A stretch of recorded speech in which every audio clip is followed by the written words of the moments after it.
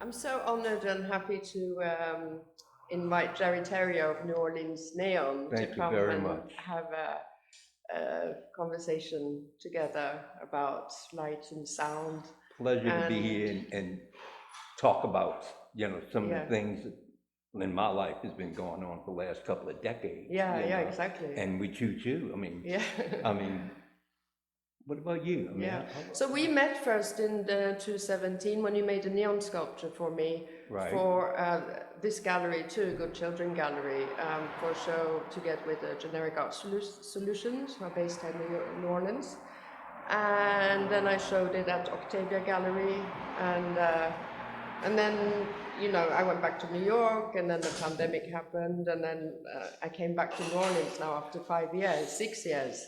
So you have a New York, New Orleans connection. I do. Norway, New York, New Orleans. Oslo, yeah. But you like New Orleans, right? Oh, I love it here. Yeah, I think I first came post Katrina, and I worked with art foundations here with kind of creating. That was a different time. That was a different time. Very much different, but very nice in some ways. I remember going downtown one night because there was something going on at one of those hotels, and this pickup truck was over all these bricks and stuff like that, like all whacked out, and it was like a sculpture, but what it was part of the hurricane. But there was a lot of it. Yeah, neon is kind of part of the identity of New Orleans too. So it's really exciting to bring an exhibition here with text works that are kind of critical and talking about society. But traditionally, neon here is more like for the music scene and like downtown, nightlife and that kind of thing. The hum of the Transformers. That was an old line, like in one of those songs, about on Broadway. And there was a lot about the hum of it, because those old cord and coil, heavy duty transformers. They're magnetic, man. For the outdoor usage, right? Yeah, magnetic transformers. And they hum, down. Oh, down. Right. So you have the humming. Yeah. So I work also with. I collaborate a lot with other media, like composers and music. And because I also I create large neon installations with sort of geometric sculptural spaces. That's in your book. In my book. And I really like it. Thank you. I was going to say, I dig it. I dig that whole field. It's like just telling you geometry, and just doing things. Thank you. So, but I think that working with light and color and sound, it's a sort of very natural and harmonious kind of not duality, but it's like two faces of the same coin in a way, So, but you've worked a lot with sound too, with your neon. Neon projects. With the Cosmic Crew, man. In the '90s with Mike Ray, who was a trumpeter with Kool and the Gang, and trumpeter with the Sun Ra Orchestra. So he lived in New Orleans for a few months, and wherever you are, you're going to be doing something. And him and I tied up, and we started doing what we call neon sound performances. Because he formed the group called Michael Ray and the Cosmic Crew, and they were out there. That's what they, like with Kool and again, not Kool. With Sun Ra playing that out there jazz, which he was talking about. It's not just what people relate to it as space is the place. Yeah, exactly. But it's really the space between the musical notes. Yeah. That's how these old cats, like Sun Ra, he come from the big band era, like Count Basie era. Oh, really? I didn't know that. Yes, he was part of that gang. Yeah. But he wasn't in line with them because he's into Jupiter and things like that. If you ever have the chance to see a movie that Sun Ra and his crew did, with the props. This is Yeah. in the 70s. Yeah. Have you? Yeah, I've seen some videos and things. Right, well, then you know they what I'm still talking play about. but with new members. So they performed in New York not that long ago with new members. You know. With the orchestra? Yeah, they have that name. So I guess you know it's. I think it's a couple of the old original people. Well, you know maybe who left. they dying off. Okay, so Yeah, some yeah. you know a couple of those places. They were not young. You know, they were like old group. You know, but maybe Well, they it's never. like a trend. Yeah, it's always a carousel. Yeah, exactly, You know, people, yeah. musicians, and that man. You know. They kind of fitting that the name carries on, and then it's just it. Well, you that's know. how you carry it on. Yeah. You know, I mean, and they've carried on a while. you Yeah, know. yeah. So what did you do with the neon lights in term for the performance? stage? Yeah, the stage. Well, you take the stage, and you know the players, and I'm in the abstract with all of that. So either hanging it, or you come up with some things, you know. Like for one show, Michael and I did a cross, big cross, with blue mirror that I got from Russell Stowe's 1942 blue mirror, which was made a big cross, and Michael and I we made a big snake that was over it like that. So we just, you know, that just was a piece. Yeah. And I would just do stage, come up with, you know, abstract things. Everything had to fly, you know, everything had to move or flash. And what was really great, I might have been telling you about this, like with the Cosmic Crew, you know, and with the musicians, you know, they played the colors. Right, yeah. They played the colors, man, Yeah. you know. So what we got into is like, you know, with the group, you know, everybody has to have that moment to where they do their thing. Everybody shuts down, and you got the solo. And you say Michael did a solo, and then ended, and on stage, all we had on was red neon. So when he finished that, I'd hit green, and everybody go off, right? Yeah. So then I'd go back to red, and everybody shut down. So I gotta say, for what it's worth, I could take a group of some good out there jazz musicians and turn them on or turn them off. Yeah. Because of the color. They respond to the color and. But the idea is make everything fly. You know, like stage lights. Yeah. You know, the shows I've done, you just gotta have it. Yeah. Flying, man. I know, like a neon producer I work with in Estonia, he did neon for Kraftwerk. For who? A German band called Kraftwerk, who were came out of the 70s, and it was sort of, So people have gone back a bit to using neon, like for stage, but there's not a lot of it, but that must have been so because of all the transformers you had to have, all the electricity that was needed. A lot of that, you know, right? Pretty you intense setup. But, you know, in many realms, you know, with many artists or even people like you're talking about that doing productions, man, you know, why not use that glass? It's real. I mean, it's glass. It can break. You know, it's fragile, but it's the real colors.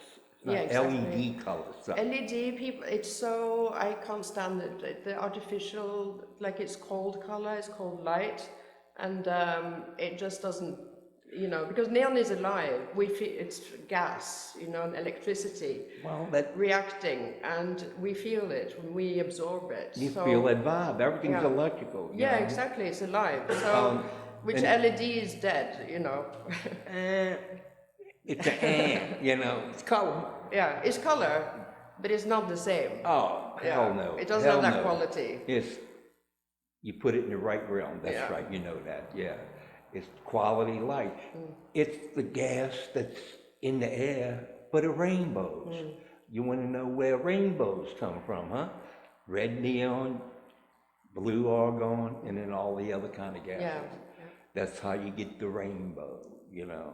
So that's kind of nice. Yeah. You know, it's not poison. It's nice to know that it's not chemical poisonous or anything like that. Yeah. But it's what we breathe, man. Yeah.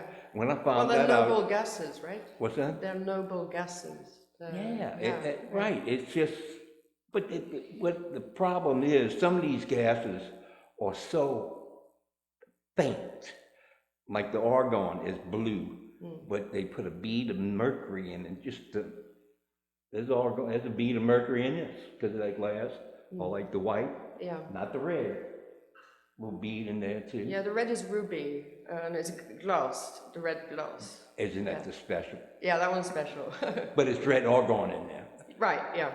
Yeah, man. Look, from my experiences talking to them, like in the 70s, meeting up with some old cats, because when I first became aware of neon glass for what I appreciate today, not from looking at it on Bourbon Street, or anything like that, but it's cool because it's commercial. I mean, but a lot of it was really nice because some of the signs they did back in the 50s, the animation was just outrageous. Yeah, there's some that are really beautiful of those vintage neon signs. Yeah. Yeah, I mean, really, they just the best because they put a lot of time into it back then, which was really nice.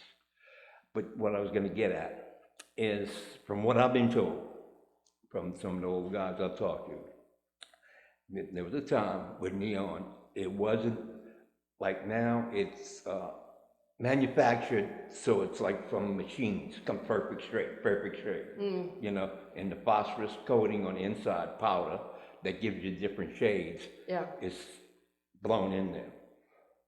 But in the olden days, when you had ruby red, midnight blue, Novial gold, and uranium green, those tubes were hand rolled. Oh. And glass, because I've dealt with some of that old ruby red, and one part of it would be this thick, another part would be that thick. Yeah.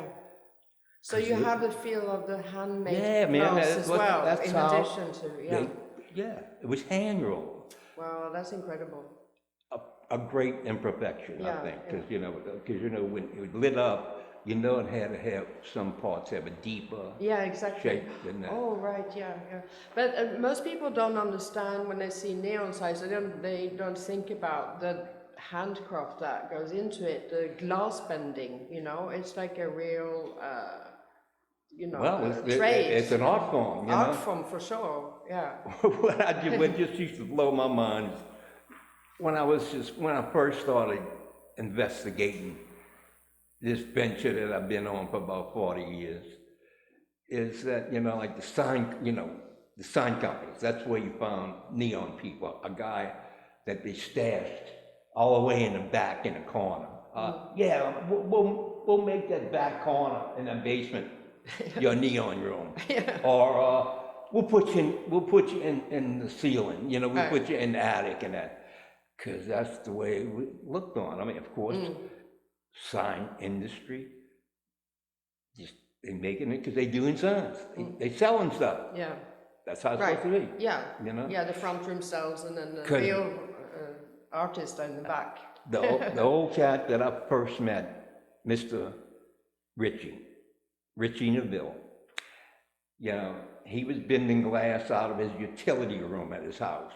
Which a utility room from a house in the 50s is like something that's maybe 5 by 10. Right. Okay, because it's in the back of a corpo. And he had his little shop in that. If he needed to do a long piece, he had to open the window, stick it out the window, and that, But it's you make neon from a layout. Yeah. You've done that. You make paper layout. That's how you got to do it. Yeah, exactly. Right. So I would say, Mr. Richie, let's put the paper on the side. All right, you make things from layouts, because then I'm not saying you don't have to think, it's just that his procedure and how we had to do, he knew exactly what to do. I said, no layout, here's some glass, make me something.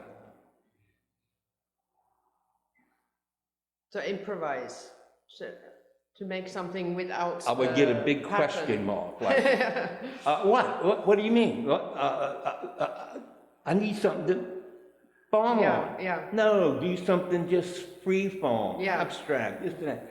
He couldn't do it. Oh, right, yeah.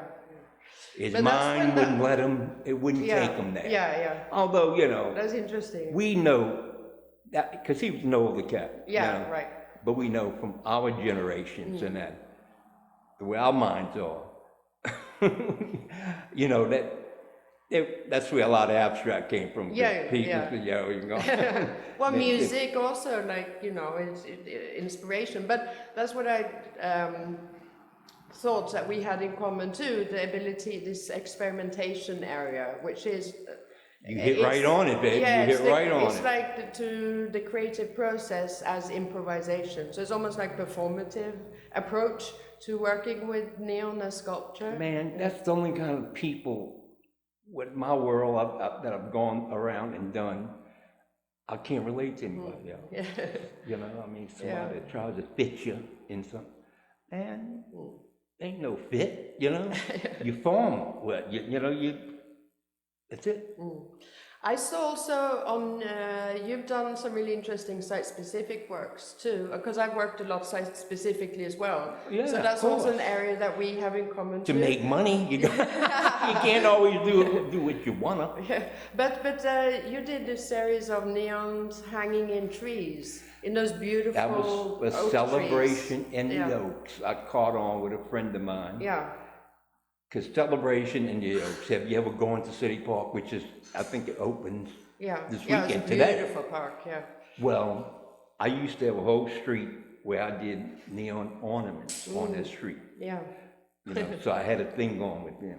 I did an arch of letters at the beginning of my street.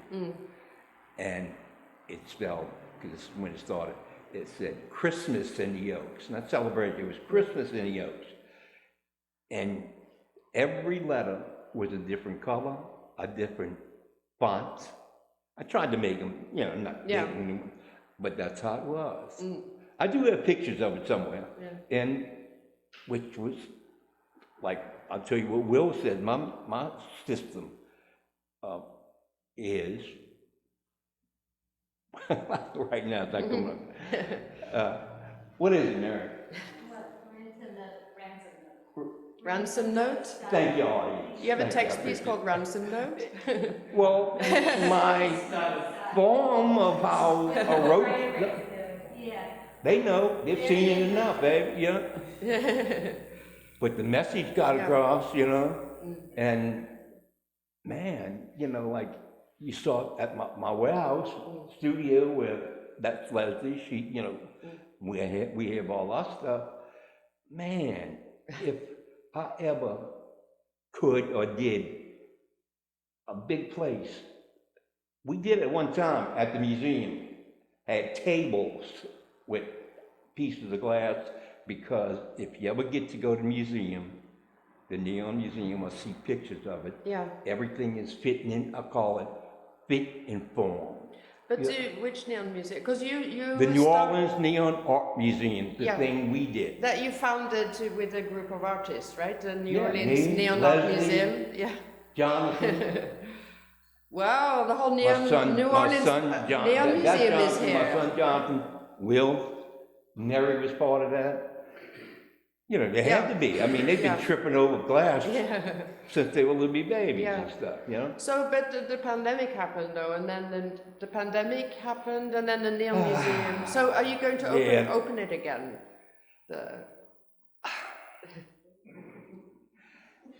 You know, I can't write it off, I can tell you that. No, you shouldn't. Because where it's at is at in the Rubion building, which they are house levelers. And he's a good friend of mine. And look, we just shut it down. We just couldn't get it. We know business. We do our own business. But having a place like that, doing the schedules, getting to this, doing that, you know, having it like a museum. It takes the whole system stuff. Yeah, it's a lot of work. We just didn't, you know, get that part together. So to get back to what you were saying, I don't write it off. I mean, because it's all still sitting there, just like it was. Yeah, I really hope you guys managed to get it reopened or lifted off, because if anywhere should have, in Las Vegas there's a neon museum that's really amazing, and they have artist residencies, and I haven't been there, but What's the beauty of that? But New Orleans should have one for sure. Yeah, of course. Yeah. But also with your large collection of, because it's your collection also an artist collection of. When we was. Because you have vintage, a lot of vintage neon. Yeah, I have a lot of vintage and pieces and parts of signs and stuff, because, a lot of old signs. Yeah. All of it can't make it the way it is. Yeah. But I got pieces and parts of a whole lot of stuff that's, a lot of it is vintage, a lot of it is not. Because I'm not gonna let a good piece of neon go by. No. I'm obsessed with that, because that's just the way it is. Somebody better be, at least. Yeah. Oh, I'm gonna be on that show. I tell my kids, Strange Inheritance. You ever hear? No, you may be. Yeah, that, the matriarch person who's maybe an artist doing something passes away, and then the kids go, well, what the fuck are we gonna do with all this stuff? They don't see it. You gotta see it, man. So I've been putting up that with my family, like, for so damn long. Yeah. I don't know. I mean, well, it sounds like you have a good group of people on board. So. Well, I did. In a good way, but look, everybody had to get on with their life. Yeah. I mean, we took 2 years. This is what I hate about myself. I fell into this thing. Like, I've dealt with a lot of those small businesses. They say, oh man, look, we want to get open in 6 months. And a year and a half goes by, and they still trying to get it together, because everybody has that vision of how before you open your business, this is how I want it to look. We worked on this music. How long we worked on it? It took us a year.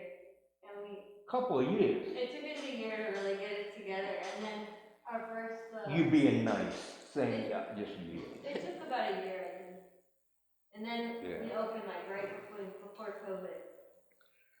And it kind of blew our bubble. At least it popped my bubble. That's it's like, what else could Yeah. But I think it's just now that things are just starting. It's, even though COVID people do, Anyway, most cities are just coming back now, businesses, and so many businesses got hurt. I've heard that before.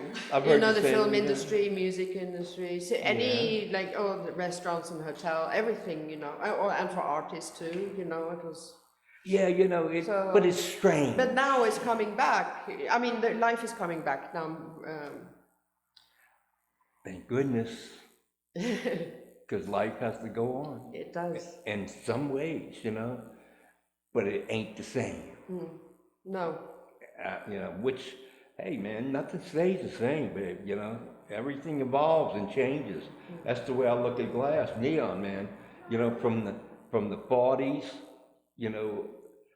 or even like when I started seeing it for what it is and getting, possessed with wanting to have it. It changes things, when things are lit up, because let there be light, right? Yeah. And where Jeff works, I don't know if Rudy Stern is still alive. No, he passed away. He was the founder of Let There Be Neon in New York. Yeah, he was the one. It's the oldest neon place in New York. He's the oldest, as far as I know, it's the oldest but place. Jeff took over, so he runs it now. Wait a minute, tell me about Jeff. I don't know. Jeff Friedman, your friend, but yeah, but I've never met him. Okay, yeah. But he runs it now, after, from what I understand.